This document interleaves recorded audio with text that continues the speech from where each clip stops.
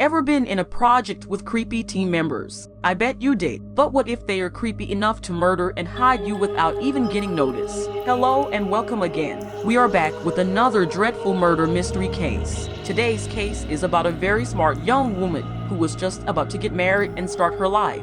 But before any of that could happen, she was unfortunately killed in a very disturbing way. On December 8, 2009, Annel, a 24-year-old PhD student at the very famous Yale University, was reported missing by her roommates. She was seen entering the research facility of the university, but according to the CCTV footage, she was never seen leaving the building. This simply pointed towards the possibility that Annie was still inside the research building, especially that every corner of the building had security cameras installed, along with doors that only works with Yale ID cards. So it would have been utterly difficult to commit crime in the building. Annel was born on July 3, 1985 in San Jose, California. Those who knew her defined her as a very smart young woman. Before attending Yale, where her research included treatment of diabetes and cancer, she even got her undergraduate degree in cell developmental biology at the University of Rochester in New York. Her talent and intelligence won her a $160,000 scholarship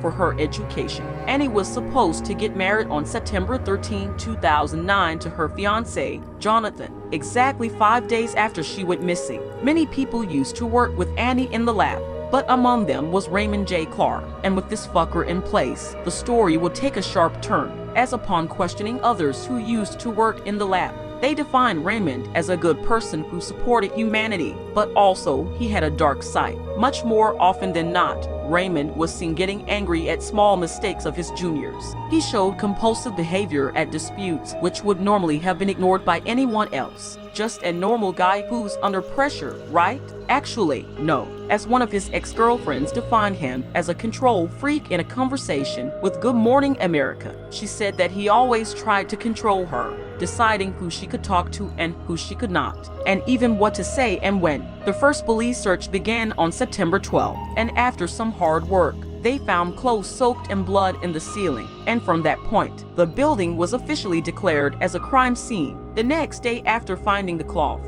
was September the 13th, 2009, the day that would have been Annie's wedding day. During the deep searching process, the police noticed a bad smell starting to spread in the building, and by going after its source, and with the help of professionals, the smell was categorized as human body decomposition smell. They immediately brought in cadaver dogs, and Annie was soon found. But that was not the end of the story, as from here we started to see some dark shit. Annie's body was found inside a wall, with her body upside down in a very tight area. She also had one white sock that matched the other sock that was found among the clothes in the ceiling. After an autopsy, it was concluded that the reason for her death was traumatic asphyxiation by neck compression. So, from that point, guess who took the first place on the suspects list? Yes, you're correct. The control freak lab technician, Raymond Clark. DNA samples were taken from him, and after testing the samples, it was confirmed that the socks that were found with Annie had both her and Raymond's DNA. And with more investigations taking place after he was captured, the police came to the fact that the air freshener that was near the hidden body of Annie